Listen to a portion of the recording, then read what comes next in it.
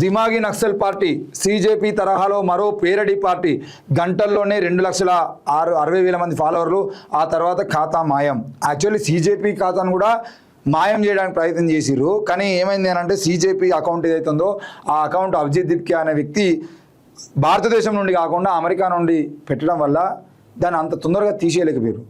ఇప్పుడు కూడా చాలామంది ఏం చేస్తున్నారంటే ఇండియాలో అకౌంట్ ఓపెన్ చేస్తే దాన్ని క్లోజ్ చేయడం అనేది చాలా ఈజీ.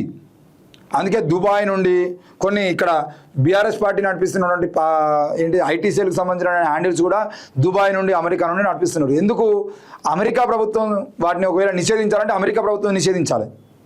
తెలంగాణ ప్రభుత్వం నిషేధించడానికో ఆంధ్రప్రదేశ్ ప్రభుత్వం నిషేధించడానికో అవకాశం ఉండదు. కాబట్టి వీళ్ళు ఆ అమెరికా ప్రభుత్వాన్ని ఒప్పించేటువంటి శక్తి ఉండదు. కాబట్టి అక్కడ నుండి ఈరోజు సీజేపీ పార్టీకి 20 మిలియన్లు ఏమో వాళ్ళు వచ్చినా కూడా వాళ్ళందరూ ఎందుకు వచ్చిర్రు, ఎట్లా వచ్చిర్రు, ఇవన్నీ ఎందుకు నడుస్తున్నాయి, ఇంకా ఎందుకు నడుస్తున్నాయి అని అంటే అది ఇక్కడ పుట్టింది కాదు. అది వీళ్ళ ప్రధాన సమస్య అది.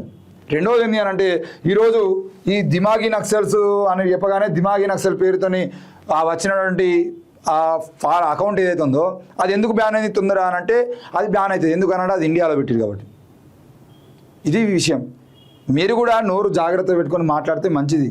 రేపు పొద్దుగాల ఇది తెలంగాణ రాష్ట్రానికి కూడా వర్తిస్తుంది. తెలంగాణ రాష్ట్ర ప్రభుత్వం ఏదన్నా కామెంట్లు చేసి అంటే వాళ్ళ పేరుతో కూడా అకౌంట్లు వస్తాయి. నోరు జాగ్రత్త పెట్టుకొని రాజకీయ నాయకులు మాట్లాడితే బాగుంటుంది.